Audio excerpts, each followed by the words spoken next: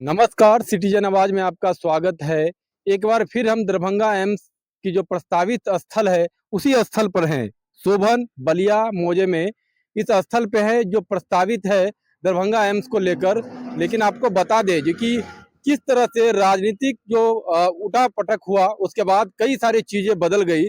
अभी लोकसभा इलेक्शन है, यहाँ दरभंगा संसदीय क्षेत्र में भी 13 मई को मतदान होने हैं यहाँ पे। पूरे देश में राजनीतिक जो है वो माहौल है।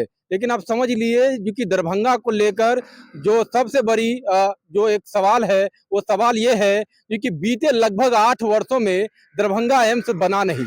और ये जो स्थल आप देख रहे हैं, ये स्थल महज 13 महीना पहले जब महागठबंधन की सरकार थी, तब ये स्थल जो है वो नीतीश कुमार जी के द्वारा महागठबंधन की सरकार के द्वारा ये स्थल जो है केंद्र सरकार को दिया गया था। ये 13 महीने पहले की बात है। लेकिन आप जैसा कि जान ही रहे हैं कि सरकारें बदल चुकी है, गठबंधन बदल चुके हैं। उसके बाद जो स्थिति बनी उस स्थिति को समझिए। अब एनडीए की सरकार है बिहार में और केंद्र में भी जो है वो एनडीए की सरकार है। लेकिन लोकसभा चुनाव है और दरभंगा को लेकर जो स्थिति है, समझिए जो कि किस तरह से दरभंगा एम्स जो है वो सवाल बनता रहा और राजनीतिक शिकार होता रहा। इस बात को समझिए। ये भूखंड आप जो देख रहे हैं मेरे पीछे, इसी भूखंड पे जो है वो एम्स को लेकर लगभग 152 एकड़ भूमि जो है वो बिहार सरकार केंद्र को जो है 152 एकड़ जमीन देने को लेकर जो है उन्होंने भेजा, प्रस्ताव भेजा और जमीन की डिटेल भेजा, जिसमें लगभग 113 एकड़ जमीन जो है वो बिहार सरकार की है। 36 एकड़ जमीन जो है वो निजी जमीन है जिसको अधिग्रहण करना है। लेकिन सवाल समझिए जो कि किस तरह से बड़ा सवाल है। लगभग 8 वर्षों में राजनीतिक शिकार आप समझ लीजिए। डीएमसीएच में ये शुरू हुआ 21 में और जो स्थिति वहां पे बनी आप समझ लीजिए। 2015 में दरभंगा एम्स को लेकर स्वीकृति हुई जो दरभंगा में एम्स बनेंगे। 21 में जो है इसका बजट पास किया गया केंद्र कैबिनेट से, लगभग 1264 करोड़ के लागत से दरभंगा एम्स बनने हैं। लेकिन समझिए जो कि किस तरह से ये राजनीतिक शिकार हुआ। जहां जहां भी दरभंगा एम्स के साथ साथ और भी देश में जहां जहां भी अनाउंसमेंट हुआ, जहां स्वीकृति हुई, वहां बन के तैयार है। वहां के लोगों को, स्थानीय लोगों को स्वास्थ्य सुविधा मिल रहा है। लेकिन दरभंगा में क्या स्थिति है उसको समझिए। यही बताने के लिए, क्योंकि अभी इलेक्शन है, चुनाव है, जनप्रतिनिधि आपके पास पहुंचेंगे, लेकिन ये सवाल बिहार के दोनों पार्टियों को लेकर है जो मुख्य रूप से यहाँ पे सत्ता में रही है, चाहे वो महागठबंधन की बात हो या एनडीए की बात हो। लगातार जो है उठा पटक रहा। अगर डीएमसीएच को लेकर ही बात करें तो वहां पे जमीन जो है, जमीन भी हस्तांतरित हो चुका था। वहां पे डायरेक्टर की भी नियुक्ति हो चुकी थी दरभंगा एम्स को लेकर। लेकिन उसके बाद जो है लगातार जो स्थिति बदली, लगातार जो राजनीतिक समीकरण बदली, उसके बाद किस तरह से ये पूरा मूवमेंट, ये पूरा जो है उठा-पटक और पूरी तरीके से जो स्थानीय लोगों को स्वास्थ्य सुविधा मिलना चाहिए था, यहाँ पे भवन बनना चाहिए था, वो बीते लगभग 8 वर्षों में एक ईंट तक नहीं गिरा। इसके बीच में लगातार जो स्थिति आपने सोशल मीडिया और मीडिया के माध्यम से देखा होगा, क्योंकि प्रधानमंत्री जो है एक बीजेपी के जो कार्यकर्ता है उनको संबोधित कर रहे थे पूर्वांचल को लेकर। उसमें उन्होंने दरभंगा एम्स को लेकर ये कहा था जी कि दरभंगा में भी एम्स बन के तैयार है। लेकिन चूंकि त्रुटिपूर्ण था और मीडिया में भी काफी आलोचना हुई इस पूरे मामले को लेकर।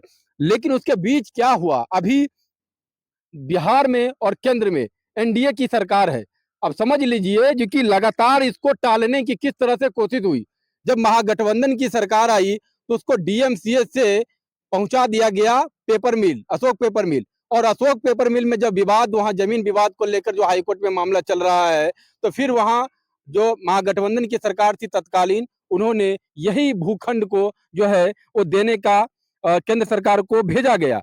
लेकिन उसके बाद किस तरह से बीजेपी के द्वारा जो विपक्ष यहाँ बन गई, उनके द्वारा लगातार जो है इस भूमि को लेकर, क्योंकि ये बाढ़ प्रभावित क्षेत्र है और बाढ़ प्रभावित की बात करें तो पूरा उत्तर बिहार बाढ़ प्रभावित क्षेत्र है, पूरा बिहार बाढ़ प्रभावित क्षेत्र है। उसको लेकर ग्राउंड लेकर जो है वो गोपाल जी के द्वारा लगातार जो है इस पूरे मामले को लेकर केंद्र को जो है वो और राज्य को वो निशाना पे रख रहे थे, क्योंकि ये पूरा जो है लगभग 15 से 20 फीट नीचे है, गहराई है, जिसको लेकर वो लगातार ग्राउंड रख रहे थे। और उसी बीच में ये पूरी तरीके अब समझ लीजिए जी कि ये एक ऐसा क्षेत्र है जहां लगभग 3-4 जिले को और नेपाल को ये कनेक्ट करता है। अगर डीएमसीएच की बात करें तो डीएमसीएच को लेकर भी हम लोग कई खबर चलाए थे। डीएमसीएच में 227 एकड़ जमीन थी, जिसमें से एम्स को लेकर 200 एकड़ की बात हो रही थी। 27 एकड़ सिर्फ डीएमसीएच को बन जाता तो एक बड़ा मामला वहां ये था जो कि डीएमसीएच पूरी तरह से खत्म हो जाता। ये सवाल था डीएमसीएच को लेकर, जहां पे लगभग 82 एकड़ जमीन हस्तांतरित भी हो गई थी। लेकिन उसके बाद सरकार लगातार जो इस बात को लेकर ये एक ऐसा भूखंड हो सकता था जो कि कहीं ना कहीं जो ट्रैफिक को लेकर बात करे या फिर एक शहर के विस्तारीकरण को लेकर बात करे, लेकिन गोपाल जी लगातार जो है इस पूरे मामले को लेकर जो है वो खींचातानी हुई। यही वो जगह है जहां पे लगभग 6 महीना पहले 7 महीना पहले यहाँ एक बड़ा धरना हुआ था। दोनों पार्टियों के द्वारा जो उस समय सत्ता में थी महागठबंधन, उनके द्वारा भी आसपास में ही धरना हुआ था और यहाँ पे बीजेपी के द्वारा राज्य स्तरीय समझ लीजिए जो कि राज्य के बीजेपी के तमाम नेता यहाँ पहुंचे थे। एक बड़ा धरना हुआ था, जिस धरना के दरमियान जो है वो स्टेज भी टूट गया था। मीडिया में आपने सोशल मीडिया में देखा भी होगा किस तरह से धरना के माध्यम से एनडीए के द्वारा इस बात को बताने की कोशिश किया गया जी कि ये पूरी जगह जो है ये उपयुक्त नहीं है। अब हम बात कर रहे हैं केंद्र की टीम को लेकर। लगातार केंद्र की जो टीम है, स्वास्थ्य विभाग की जो टीम है, वो यहाँ पे निरीक्षण इस पूरे प्रॉपर्टी को, पूरे भूखंड को लेकर जो है और यहाँ पे निरीक्षण करने के लिए वो आए। बीच में ही कुछ दिन पहले जो है वो टेक्निकल टीम यहाँ पहुंचे थे, लेकिन इसके साथ-साथ वो डीएमसीएच के जो पूर्व में जो डीएमसीएच का जमीन था जिसको लेकर एम्स बनने को लेकर बात शुरू हुई थी, उस जमीन का भी उन्होंने निरीक्षण किया था। और जो केंद्रीय टीम आई थी उससे जब मीडिया से उन्होंने बात किया तो उन्होंने कहा जो कि हमने दोनों भूखंड को देख लिया है और उसके बाद जो है केंद्र को ये पूरा रिपोर्ट जो है स्वास्थ्य विभाग को सौंपेंगे।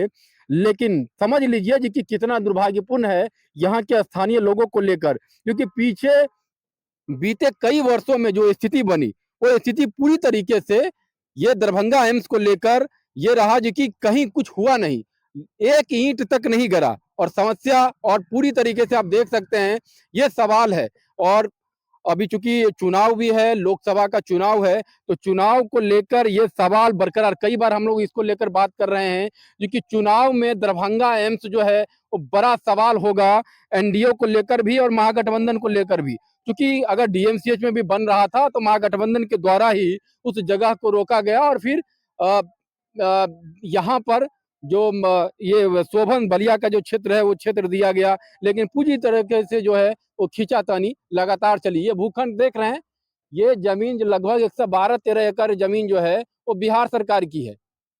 जो यहाँ के जिला के राजस्व पदाधिकारी है उनके अनुसार जो रिपोर्ट दिया भी गया है, जमीन सरकार को भेजा भी गया है केंद्र को, तो ये पूरी स्थिति को हम दिखा रहे हैं। लेकिन लोकसभा का चुनाव है, 13 मई को यहाँ चुनाव होने हैं और चुनाव से पहले ये एक सवाल होगा, जो सवाल यहाँ के सांसद जो निवर्तमान सांसद हैं, जो एनडीए के उम्मीदवार हैं, उनके लिए एक बड़ा सवाल होगा जो कि दरभंगा एम्स 15 के बाद क्यों नहीं है बना।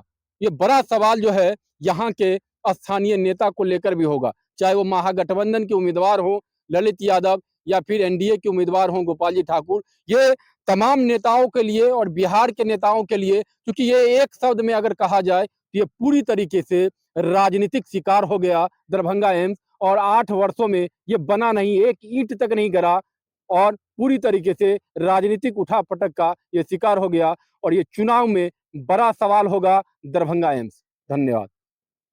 काफी लंबा